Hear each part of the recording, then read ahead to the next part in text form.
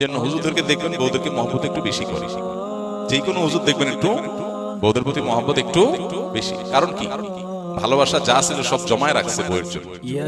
আর বাকিরা স্কুল লাইফে বিলাইছে দুই চার জন্য, কলেজ লাইফে বিলাইছে দুই চার জন্য, ভার্সিটিতে গিয়ে রাস্তা রাস্তা বিলাইছে, প্রতি ইয়ারে ইয়ারে একটা একটা করে চেঞ্জ করছে। ওর ভালোবাসার পুঁজি যা ছিল এগুলা বিলাইতে বিলাইতে বিলাইতে বিলাইতে আমি সবসময় বলি এটা হলো সফট ড্রিঙ্কসের জাঁজের মতো।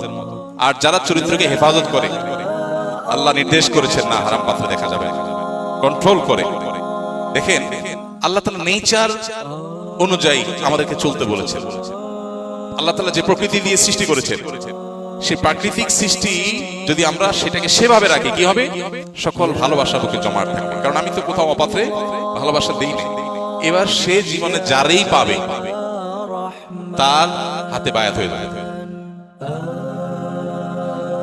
এরপর একজন লিখেছেন, আমি পালিয়ে বিয়ে করেছি, পরবর্তীতে আমাদের দুই পরিবার এটি মেনে নিয়েছে, কিন্তু পালিয়ে বিয়ে করার সময় যখন বিয়ে পড়ানো হয় তখন কোনো সাক্ষী বা অভিভাবক সেখানে ছিল না। এখন বিয়েটা পুরোপুরি হালাল শরীয়ত সম্মত উপায়ে নতুন করে করতে চাই, এবারে করণীয় কি? মানুষ কেন পালায় বিয়ে করে আমি বুঝি না। পালায় তো চোর ডাকাত, খারাপ কাজ করে মানুষ পালায়, তাই না? বিয়ের জন্য পালাবে কেন? বিয়ে কি খারাপ কাজ? আলিন ওয়াহাজান নিকাহ, তোমরা বিয়েকে ঘোষণা দাও। বিয়ে ডাকডোল পিটে, অর্থাৎ মানুষকে বলে গয়ে করার জিনিস, এটা পালায় করার রেয়ার কেস। সাধারণত মানুষ একটাই তো করে নাকি? বিয়ের মতো জিনিস জীবনে একবার যেটা করবো সেটা আবার পালায় করবো কি? বন্ধু বান্ধব, এলাকার মানুষ, আত্মীয় স্বজন নিয়ে বুক ফুলে বুক উঁচু করে সুন্দর করে বিয়ে করব, এই জিনিসটা পালায় যদি না থাকে, পালায় করার পরে সে সবাই মেনে নিল, বুঝলাম, যতই মাইনা নেই মনে দুঃখ তো সারা জীবন থেকে যাবে। চাইলে আমার বিয়েটা অন্যদের বিয়ের মতো সুন্দর করে হলো না, পালায় করছি। ওই যে শয়তান একটি এখানে, শয়তান মানুষের ইমানদারের ভালো চায় না, শয়তান মানুষের শত্রু। আল্লাহ বারবার শত্রু চিনাইছেন, কিন্তু আমরা শত্রুকে শত্রু বানাই নাই, আমরা শত্রুকে শত্রু হিসেবে গ্রহণ করি নাই। যারে ভালো লাগছে হারাম সম্পর্ক করে মনে হচ্ছে তার নিয়ে পালায় গেলে শান্তি হবে। এরপর যখন চুলাচুলি শুরু হয় তখন মনে হয় হায় হায়, পুরো জিন্দেগি তো বরবাদ হয়ে গেছে। যদিও সবার ক্ষেত্রে চুলাচুলি হয় না, অনেক ক্ষেত্রে তো হয়। তো এই জন্য ভাই, হারামে আরাম নাই, হালালে আরাম আছে। বাকি প্রশ্ন যেটা করেছেন, পালায় যে বিয়ে করেন, এইটাতে সাক্ষী ছাড়া যেহেতু বিয়ে করেছেন, আজকাল শয়তান দেখেন কত কুবুদ্ধি দেয়, বলে যে ইনবক্সে কবুল বললেই হয়ে যাবে, এত সস্তা বিয়ে। দুজন পুরুষ সাক্ষী লাগবে, আর না হলে একজন পুরুষ দুজন মহিলা লাগবে। তাদের প্রাপ্তবয়স্ক হতে হবে, তাদের সামনে এক পক্ষ প্রস্তাব বলবে, আরেক পক্ষ কবুল বলবে, এটা তারা শুনবে, তাহলে বিয়ে হবে, আর না হলে বিয়ে হবে না। এই জন্য এটা ছাড়া বিয়ে হবে না। তাছাড়া বিয়েটা মূলত অভিভাবক করাবে। আল্লাহ বলেছেন, আনকিহুল আয়ামা মিনকুমুল ওয়াস-সালিহিন মিন ইবাদিকুম ওয়া ইমাইকুম। বিয়েটা করাবে মূলত কে? অভিভাবক। অভিভাবককে রাজি করা। বুদ্ধিমান ছেলে পেলে ঠিক অভিভাবককে কি করায়? রাজি করায়। যেভাবে ফুসলায় এমনি সেমনি কি করলে মা বাপ খুশি হবে পোলাপান বুঝে না, ওই খেদমত করে, ওই কাজ করে রাজি করে। মা বাপ চায় একটু কাজে লাগে, তো কাজে লাগে। অভিনয় হলেও করে মা বাপকে রাজি করা, কিন্তু সেটা না করে পালাপালি করতেছেন কেন? এগুলো শয়তান বুদ্ধি দেয়। তো যাই হোক, সাক্ষী ছাড়া বিয়ে হলে সে বিয়ে হয়নি, সেটা বিয়ে হয়নি। এখন নতুন করে, সম্পূর্ণ নতুন করে বিয়ে হতে হবে দুজন সাক্ষীর সামনে, যেহেতু উভয় পক্ষ রাজি হয়েছে আলহামদুলিল্লাহ। যাই হোক, বিয়ে করতে যাচ্ছেন, এটা তো ভালো। এখন তো নতুন রূপ দেখা যাচ্ছে, আমাদের জন্য নতুন হলেও অন্য দেশগুলোতে পুরাতন। কারণ ফকির যত পুরাতন হয়, ভোগান্তিও তত পুরাতন। আমরা তো নতুন ফকির, অর্থাৎ নতুন করে ইসলাম ছেড়ে আধুনিক হওয়ার চেষ্টা করতেছি, আমাদের ভোগান্তি এখন নতুন করে হচ্ছে। আর যারা এগুলো আগে থেকে আমাদের আগের ফকির, তাদের ভোগান্তি অনেক আগে থেকেই আছে। সেই ভোগান্তির নাম কি? সেটার নাম হলো বিবাহ ফোবিয়া। বিবাহ ফোবিয়া। আপনারা এটা বুঝবেন না। আমাদের স্কুলের ছেলেরা যারা দিন বুঝছে, আল্লাহ দিনের বুঝ দিছে, আল্লাহকে চিনছে, এরা এটা বুঝবে না। এরা অবিবাহিতরা বিয়ে করার জন্য অস্থির হয়ে আছে, অস্থির আছেন না সব। কিন্তু আজব কথা হলো, যুবক মানুষ, ছেলে হোক মেয়ে হোক, এখন বিবাহ ফোবিয়াতে ভুগছে, ঘরে ঘরে বিয়ে করতে চায়। আমার কাছে গত সপ্তাহ আগের সপ্তাহ জুমার দিনে একজন বড় মানুষ আসছে, ছেলে বয়স 33 না 35 হয়ে গেছে, এখনো বিয়ে করতে রাজি, সব করতে রাজি আছে, বিয়ে করবে না। কাহিনী কি? বলে যে ভয় লাগে।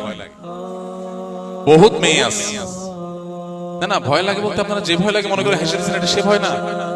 এই ভয়টা কি? মানুষ এখন এত বেশি সেলফিশ হয়ে গেছে, স্যাক্রিফাইস এর শিক্ষা যে দিন দিয়েছে, দিন থেকে সরে গেছে, স্যাক্রিফাইস ভুলে গেছে। আমার আমার আমার আরে ভাই, বিয়ে হলে মেয়েদের মধ্যে বহু মেয়েরা আছে বিয়ে বসে, 30 বছর 25 বছর পার হয়ে গেছে, 35 বছর হয়ে যাচ্ছে, বিয়ে করে। বাপ মা বলে বিয়ে করো, না না না এখন না, আরো না, আমি বিয়ে করি। কেন? কারণ সে আতঙ্কিত। কেন আতঙ্কিত? কারণ হলো চিন্তা করে যে যার সাথে আমি আমার লাইফ পার্টনার হিসাবে সম্পর্ক করব, যদি সে অমানুষ হয়, যদি সে খারাপ হয়। আর এত বেশি তথাকথিত ব্যক্তি স্বাধীনতা এত বেশি চর্চা হয়েছে যে এখন লাইফে আর কাউকে শেয়ার দিতে রাজি না, যে একটা মানুষ আমার জীবনে আসবে, এখন আমি যা খুশি করি, আরেকজন আসবে, তারে আবার জিজ্ঞেস করতে হবে, এসব হ্যাসেল নেই। আহা, কি কপাল পড়া।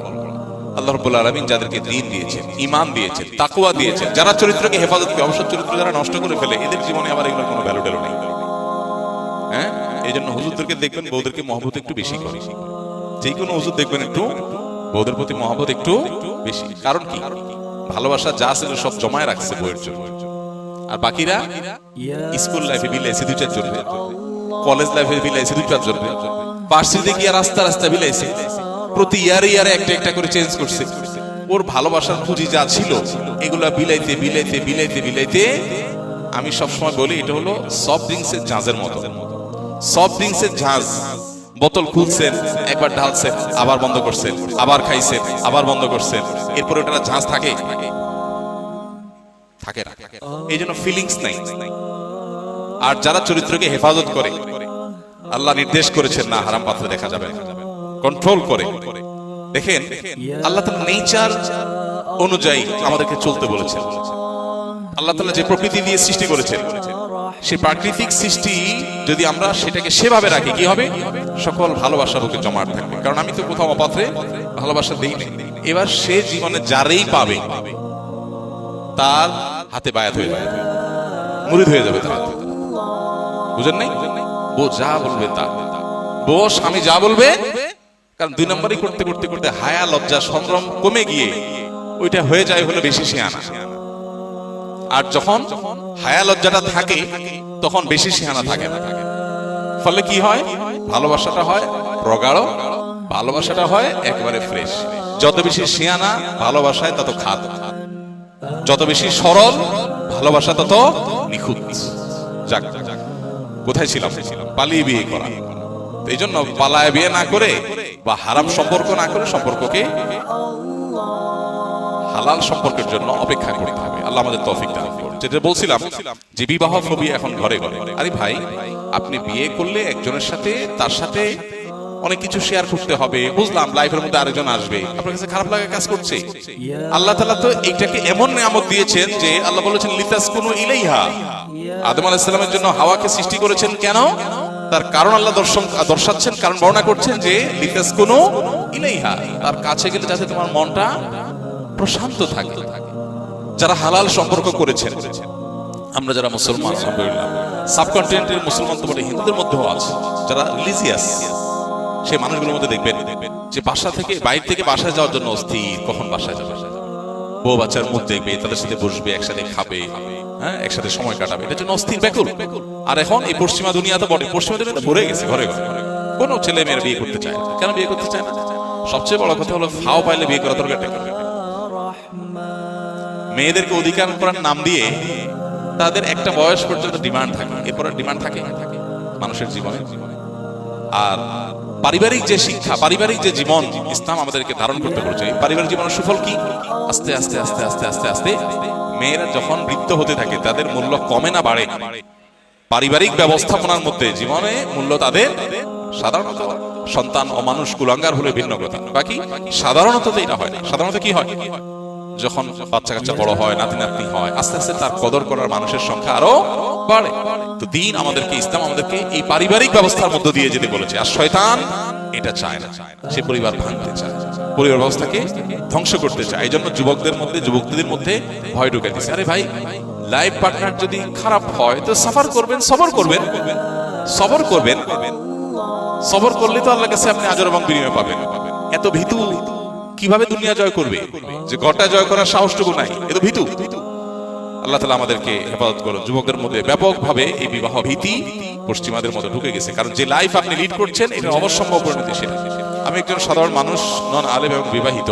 শ্বশুরবাড়িতে গেলে আমার স্ত্রীর মা, দাদি, নানি, ফুফু প্রমুখের সাথে সুন্দরভাবে কথা বলার চেষ্টা করি, কিন্তু এর বাইরে অন্য কোনো গায়রে মাহরাম নারীর সাথে কথা বলতে আমার বিবেকে বাধা দেয় এবং আমি তাদের সালাম দিই না। যার কারণে শ্বশুরবাড়ি আত্মীয় স্বজন আমাকে নিয়ে নানা রকম নেতিবাচক মন্তব্য করেন।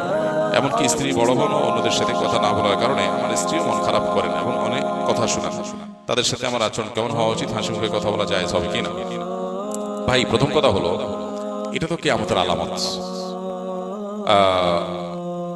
কারোর স্ত্রীর সাথে, কারোর বোনের সাথে একজন মানুষ যিনি তার মাহরাম না, এরকম মানুষ তার দিকে তাকায় কথা বলে না, তার সাথে হাসি মুখে কথা বলে না, পর্দা মেনটেন করে, এর জন্য সে মাইন্ড করে, এর চেয়ে আশ্চর্যের, এর চেয়ে বড় দুঃখের কথা আর কি আছে? একজন নারীর দিকে তাকায় তার সাথে হাসি মুখে কথা না বলার মানে তাকে রেসপেক্ট করা, তাকে অপমান করা নয়। আমরা মনে করি যে এতে মনে হয় সে অপমানিত হয়। তার দিকে দেখে মুসকে মুসকে হেসে সুন্দর সুন্দর কথা বললো আর মনে মনে মন কেলা খাইল, এটা কি রেসপেক্ট হলো? যারা মাইন্ড করেন তারা নিজেরা তো, যারা পুরুষদের কথা বলছে, যারা পুরুষ হিসেবে তারা তো বুঝেন যে পর নারীর সৌন্দর্য অবলোকন করার পর তাদের মনোজগতে কি চিন্তা আসে, নাকি তাদের কোনো চিন্তা আসে না, কোনো ফিলিংস নাই, এরকম কিনা? এরকম হলে তো ডাক্তার দেখানো দরকার। আর যদি সেরকম না হয় তাহলে বোঝা দরকার যে আরেকজন যখন দেখছে না, তিনি তো রেসপেক্ট করে দেখছেন। সবচেয়ে বড় কথা আল্লাহর বিধান, তো এটা পরিবারের লোকদেরকে, আত্মীয়জনকে বোঝানো দরকার। আর আপনি বউয়ের ফুফুর সাথে দেখা দেন না, বউর ফুফুর সাথে ফুফুর সাথে দেখা দেওয়া জায়েজ নেই, বউয়ের খালার সাথে ফুফুর সাথে দেখা দেওয়া জায়েজ নেই। শ্বশুর শাশুড়ি তাদের সাথে আপনি দেখা দিতে পারেন না। দাদি নানি সাধারণত তারা বৃদ্ধ হয়ে থাকেন, তাদের সাথে দেখা দিতে পারবেন, আর এমনিও দেখা দিতে পারবেন। এর বাইরে আপনি ফুফুর সাথে খালার সাথে দেখা দিতে এমনি পারবেন না। তাদেরকে বোঝাবেন দিন না থাকার কারণে অবস্থা হয়েছে, দিন যদি থাকতো তাহলে সেক্ষেত্রে অবস্থা হতো না। আল্লাহ তাআলা আমাদেরকে হেদায়েত দান করুন। জাযাকুমুল্লাহু খাইরান। সুবহানাল্লাহি ওয়া বিহামদিহি, সুবহানাল্লাহি ওয়া বিহামদিহি।